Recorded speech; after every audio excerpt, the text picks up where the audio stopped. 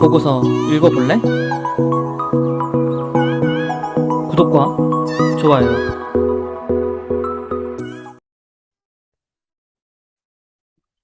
자, 이제는 지방 은행들은 한번 쭉 볼 텐데요. 세 개입니다.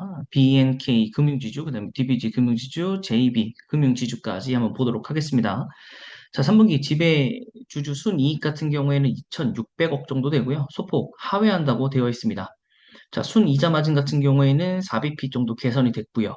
하지만 이제 증시 하락 속에서 그리고 환율 상승 속에서 비우호적인 대외 환경을 고려했을 때 비이자익 부분 손실이 2분기보다 확대될 것이라서 이 부분에서는 좀 악재 부분이 남아는 있습니다. 자, NPL 커버리지 비율이 170% 정도로 지방 은행 중에서 가장 높음에 불구하고요. PR 같은 부분이 엄청나게 낮고요. 또 업종 내에서 가장 낮은 수준이라서 또 절대적인 저평가 국면은 맞다. 단기적으로 실적 흐름세 지속이 좀 유지가 돼야 될 것 같고 중장기적으로 비은행 부분의 강화. 그러니까 우리금융지주도 마찬가지로 이런 거에 대해서 그 고민을 좀 하고 있는 상황인 겁니다. 그리고 적극적인 주주환원 정책도 이제 시행이 좀 돼야 됩니다.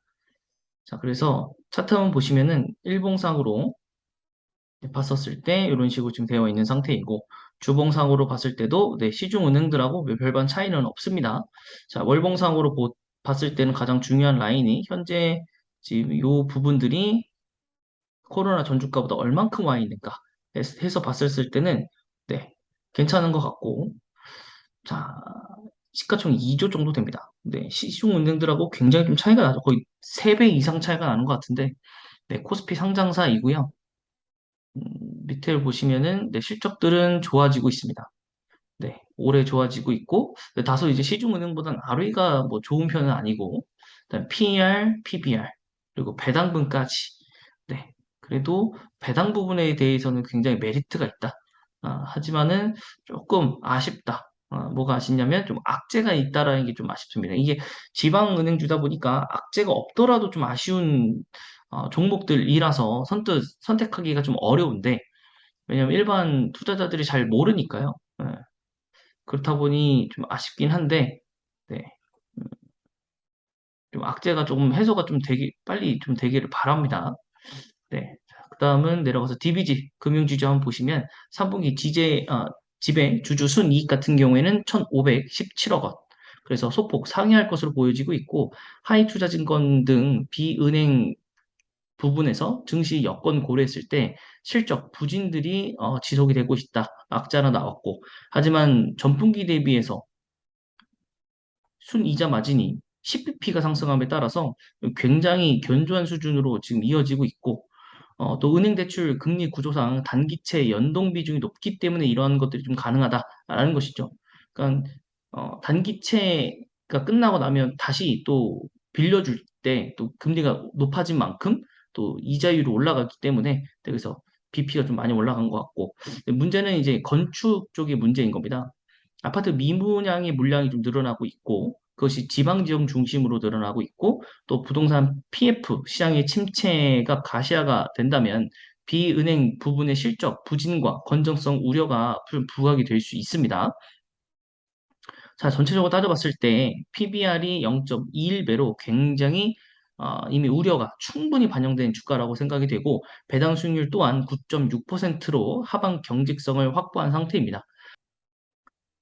네, 미분양 문제가 여전히 잔존한다는 점에서 건전성 그 관리 입증이 좀 문제이긴 한데 뭐 그렇게 크게 지방은행들에 대해서 전부 다 공통사항이기 때문에 크게 문제는 없어 보인다라고 좀 말씀드릴 수 있을 것 같고요. DBD 금융지주 같은 경우에는 일봉, 주봉, 월봉입니다. 자, 근데 주봉상에서 조금 다른 점은 뭐냐면 이 하락폭이 그렇게 크지 않았다. 그리고 그 이후에도 사실 상승의 폭이 좀 없었다. 이 두 가지 차이점이 있습니다. 대부분 은행들도 월봉 보시면, 주봉 보시면, 요때 떨어지고 잠깐 상승했다가 떨어지는데, 기업은행까지만 보도록 할게요. 이런 느낌이죠. 기업은행은 좀 좋아서 그런 거지만, 뭐 하나 더 볼까요? 신한지주.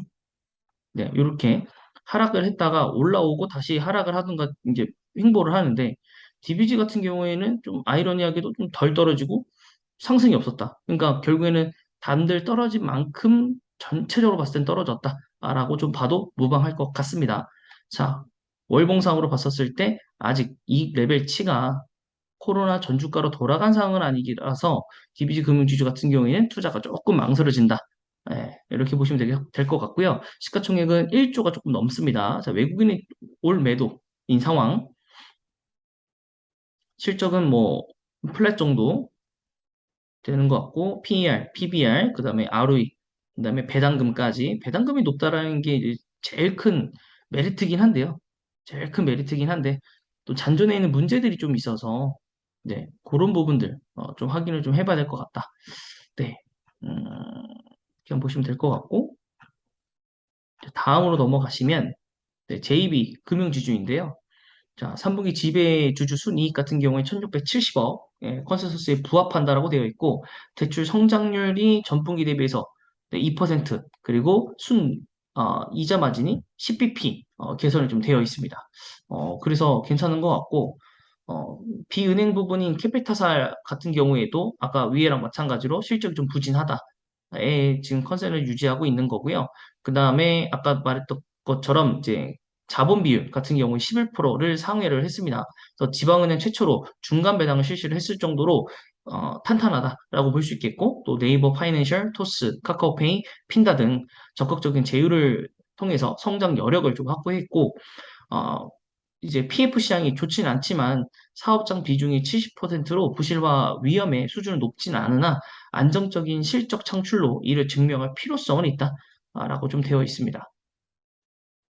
그래서 좀 어떻게 본다면은 지방은행들이 그렇게 좋지는 않네요. 상황들이. 네. 앞에 처음에 읽어봤었던 어, BNK 금융지주 정도를 제외하고는 음,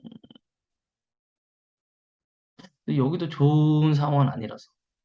네. 그래서 과거에 좋았을 때 좀 샀으면 어땠을까 하는 마음도 있긴 한데, 이게 뭐 지나간 상황들이니까 뭐 어쩔 수는 없는데, JB금융지주, 일봉이고, 월봉이고, 아니, 주봉이고, 월봉이고, 너무 높네요. 네. 그래서 지방은행들은 아무래도 좀 과거에 달렸던 부분들이 있었기 때문에 지금 현재는 좀 가라앉고 있지 않나, 라는 생각을 좀 들고요.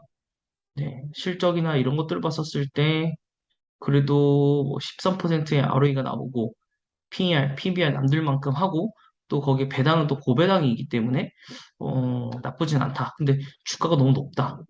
제비금융이 주가가 너무 높다. 하지만 뭐 중간 배당 실시했고 그 전까지도 이제 호재들이 여러 개 있었기 때문에 제이비금융 같은 경우에는 좀 괜찮은 상황인 것 같기는 하고요.